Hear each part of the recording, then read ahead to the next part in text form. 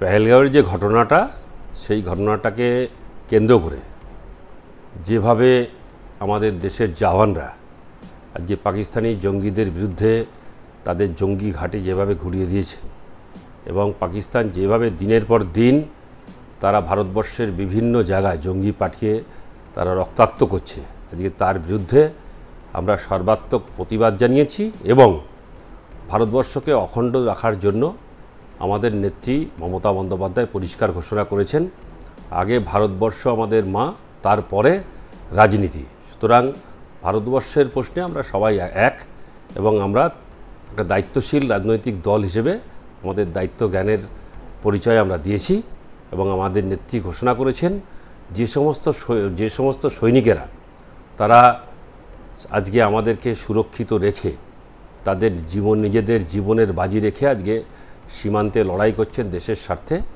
আমরা তাদেরকে এই লড়াইয়ের কুর্নিশ জানাতে আমরা জাতীয় পতাকা নিয়ে আমরা মিছিল করেছি এবং দেশাত্মবোধক গানের মাধ্যমে তাদেরকে আমরা স্যালুট জানিয়েছি। সাধারণ মানুষও দেখা গেল এই মিছিলে এবং কোনো দলীয় পতাকা ছাড়াই এই মিছিল। না, আমাদের তো নেত্রী মমতা বন্দ্যোপাধ্যায় পরিষ্কার বলেছেন সেখানে কোনো রাজনৈতিক রং থাকবে না।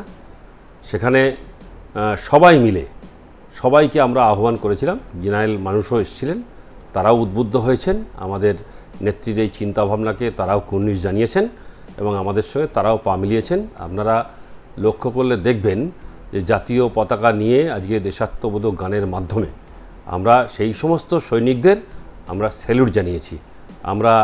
তারা যেভাবে আজকে তাদের নিজের জীবনকে বাজি রেখে প্রতিনিয়ত আমাদেরকে সুরক্ষিত করছেন এবং দেশকে সুরক্ষিত করছেন, সুতরাং এটা আমাদেরও দায়িত্ব কর্তব্যের মধ্যে পড়ে তাদেরকে স্যালুট জানানো। আজকে সেই জন্যই আমাদের এই অনুষ্ঠান।